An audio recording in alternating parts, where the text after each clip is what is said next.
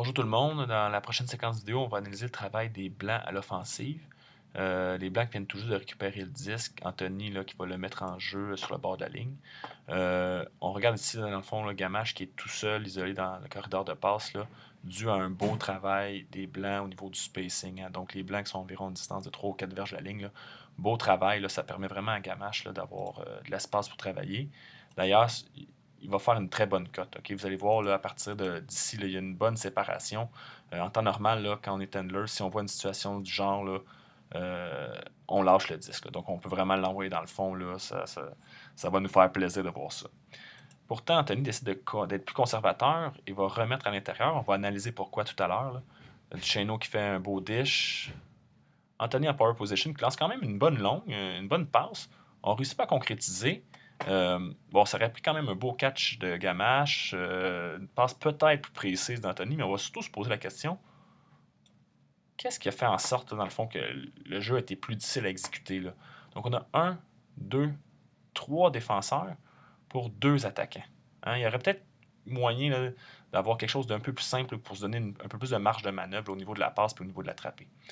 Donc, on va analyser non pas le travail du handler ou du cutter, mais plutôt le travail du dernier dans le stack. Donc, c'est beau le spacing, mais si on veut passer au niveau suivant, il faut vraiment réfléchir à comment travailler quand on est dans le stack, en particulier quand on est le dernier.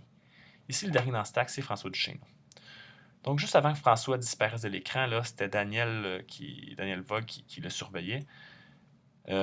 François va sortir de l'écran. Sûrement que François est un peu trop loin, un peu trop passif, ce qui fait en sorte que Daniel, lui, peut se permettre de venir poacher dans le lane, qui va dissuader Anthony de lancer la longue.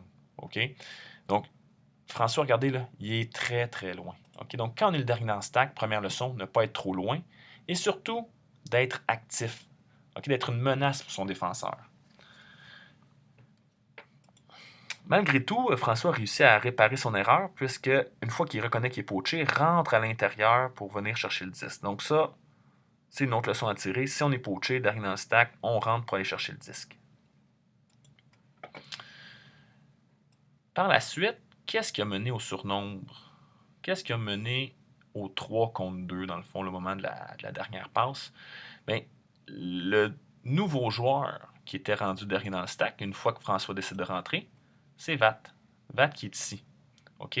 Maxime a décidé d'aller poacher, d'essayer de couper la ligne de passe. Dans le fond, je fais une parenthèse, qui était une très bonne idée, Maxime, là, mais il faudrait peut-être initier ce mouvement-là un peu plus tôt. OK? Puis, une fois qu'on reconnaît qu'il y a un joueur dans la ligne, carrément d'aller dessus. OK? Donc, pour dissuader la passe, ou peut-être même de passer devant, faire une. Mais bon, Vat est rendu derrière dans le stack. Reconnaît le fait qu'il est laissé libre. Donc, se dit pourquoi pas aller dans le fond. OK? Mais il y a une chose qu'il a oublié. Gamache est déjà présent.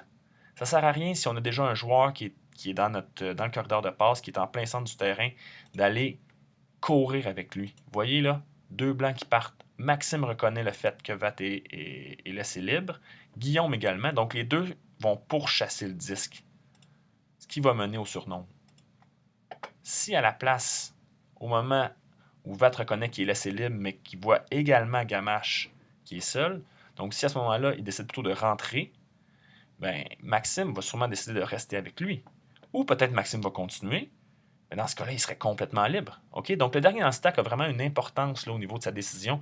Il doit ne pas être trop loin, ne pas être passif et décider de prendre une action lorsqu'il ne va pas rentrer dans le même espace de la personne qui est dans le corridor de passe.